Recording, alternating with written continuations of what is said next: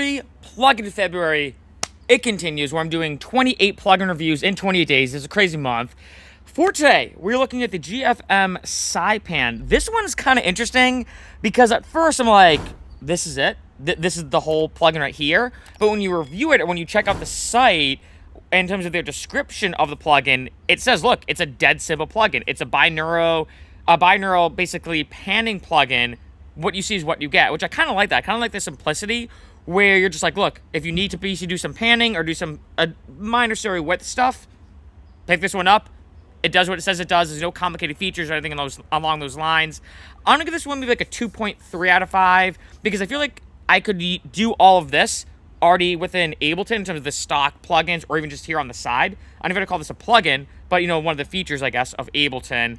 However, if let's say you're using a different DAW, like something like GarageBand or basically other DAWs where maybe panning's not as easy to do, or if you just want something where you can easily modulate the panning very quickly, doing this like so, it's not a bad one to pick up. So I am going to start with this Drezzo preset. This is what I use anytime I'm reviewing like an effect style plugin. Just makes it a little bit easier to kind of see some congruency between different plugins. Right, so now I'm going to turn it on.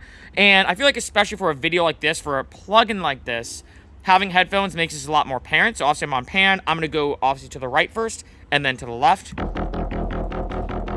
Right, and you can even see it on here in terms of the graph. And then like so as well. So especially if I want to modulate something, let's see how I want to do this. Let's see. Let's say I have something like this, and then I'm just going to do this real quick. You know, let's say I have something like that. Actually, it's going to be pretty, it's going to be a lot haphazard. So let's say I have something like this, right? And let's say I want to modulate. What I can do is go here, show modulation, maybe do this, make it like a little bit like up and down, you know. Do something like that. And then when I pull this up, you'll notice then back this way. Right, so it is kind of cool. You can kind of adjust it like so. Wait, actually. Oh. I hate that spotlight search. It doesn't really do anything. Right, and then back down. So you get the idea, but like I said, too, I feel like I could easily do it with this, right? I mean, if I just did something like that, right? That's why I feel like in Ableton, you can easily do this. However, if your plugin doesn't have that feature, this is a perfect one to pick up because I do like the simplicity of it. The panning's super quick. In addition, I have the stereo width. I'm actually going to delete this automation, put it back on normal. So I can do this, right?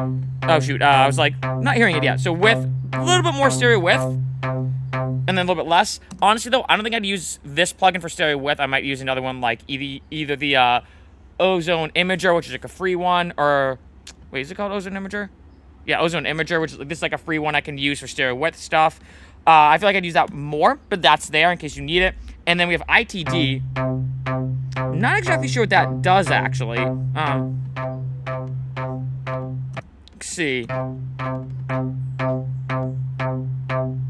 You know, I'm actually going to pull it up on Google. I was actually just looking at the page on this because I don't really hear any difference with ITD, but that might be some type of unique feature. Let's see, yeah, GFM Psypan.